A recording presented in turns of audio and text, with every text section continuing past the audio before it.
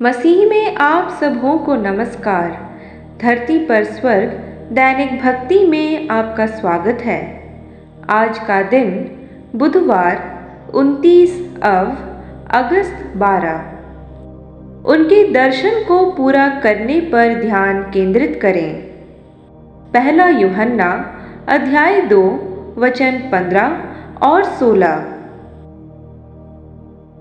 से और ना संसार में की वस्तुओं से प्रेम रखो। यदि कोई संसार से प्रेम रखता है तो उसमें पिता का प्रेम नहीं है, क्योंकि जो कुछ संसार में है अर्थात शारीरिक अभिलाषा और आंखों की अभिलाषा और जीविका का घमंड, वह पिता की ओर से नहीं परंतु संसार ही की ओर से है। इसमें कोई संदेह नहीं है कि प्रभु का आगमन पहले से कहीं अधिक निकट है, लेकिन बाइबल कहती है क्योंकि वह दिन तब तक ना आएगा जब तक धर्म का त्याग ना हो ले और वह पाप का पुरुष अर्थात विनाश का पुत्र प्रकट ना हो। दूसरा थिस्सलुनीकियों अध्याय 2 वचन 3।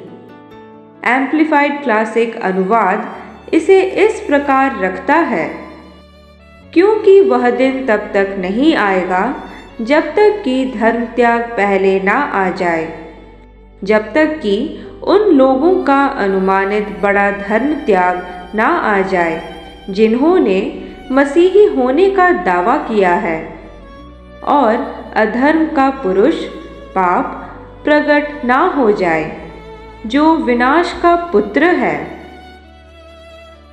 इसका अर्थ यह है कि ऐसे लोग होंगे जिन्होंने मसीही होने का दावा किया था, लेकिन वे विश्वास से भटक जाएंगे। एक धर्म त्याग होगा। लोग राजा यीशु में अपना विश्वास छोड़ने का चुनाव करेंगे। यह पहले से ही हो रहा है और इसका मुख्य कारण इस संसार की चिंताएं, धन का धोखा और अन्य वस्तुओं की अभिलाषा है। तो परमेश्वर क्या देख रहे हैं और आपको इन अंतिम दिनों में कैसे चलना चाहिए? आपको क्या चुनाव करने चाहिए? उनकी सलाह वही है जो हमने अपने शुरुआती वचन में पढ़ा है। मसीह में बने रहें। परमेश्वर के राज्य की बातों पर ध्यान केंद्रित करें, ना कि इस संसार के क्षणिक सुखों पर। कुलुसियों अध्याय 3 वचन 1 इसे सुंदर ढंग से प्रस्तुत करता है। यह कहता है, अतः जब तुम मसीह के साथ जिलाए गए तो स्वर्गीय वस्तुओं की खोज में रहो, जहाँ मसीह विद्यमान है और परमेश्वर के दाहिने ओर बैठा है। अपनी शक्ति को परमेश्वर के दर्शन, परमेश्वर के राज्य के विस्तार और विश्व सुसमाचार प्रचार के उनके दृष्टिकोण को पूरा करने पर केंद्रित करें। संसार की वस्तुओं से मोहित रहने वाले केवल अपने व्यक्तिगत लाभ और आराम की चिंता करने वाले लोगों में शामिल होने से इनकार करें। वे संसार की आत्मा द्वारा पराजित हो चुके हैं। राजा यीशु ने कहा, यदि मनुष्य सारे संसार को प्राप्त करे और अपने प्राण की हानि उठाए तो उसे क्या लाभ होगा? मरकुस अध्याय 8 वचन 36। यह बहुत महत्वपूर्ण है कि आप मसीह में स्थापित होकर, उनमें सिद्ध होकर और नींव रखकर अपना जीवन जिए, दृढ़ अचल रहें और आनंद के साथ प्रभु का काम करते रहें। हालेलुया। अब इस भविष्यवाणी की घोषणा को मेरे पीछे दोहराएं। प्रभु मुझे एक पवित्र बुलाहट के साथ बुलाने के लिए और आपके लिए जीने की आंतरिक शक्ति प्रदान करने के लिए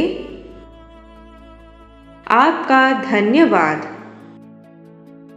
मैं मसीह में सिद्ध और स्थापित हूँ। मैंने शरीर को उसकी लालसाओं और अभिलाषाओं सहित क्रूस पर चढ़ा दिया है। मेरा एकमात्र जुनून आपके राज्य का विस्तार करना, राजा यीशु के नाम में मसीह के प्रेम और उनके उद्धार का पृथ्वी के छोर तक प्रचार करना है। आमीन। आगे के अध्ययन के लिए आप पढ़ सकते हैं प्रकाशित वाक्य अध्याय 3 वचन 11 से लेकर 13, कुलुसियों अध्याय 3 वचन 1।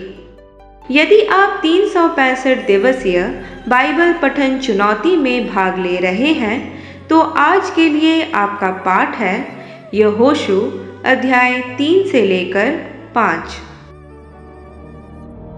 प्रिय संत, आप महिमा में प्रकाश में चमकने के लिए बनाए गए थे। अपने जीवन से परमेश्वर की महिमा को प्रज्वलित होने दें और परमेश्वर के संग एक बेहतरीन जीवन के निर्माण करने की प्रक्रिया का आनंद उठाएं। आज राजा यीशु के नाम में आप पर बोले गए भविष्यवाणी की बातें आपको हिम्मत दें और मजबूत करते रहे। आमीन। कल तक के लिए हियाब बांधे रहें। Shalom shalom.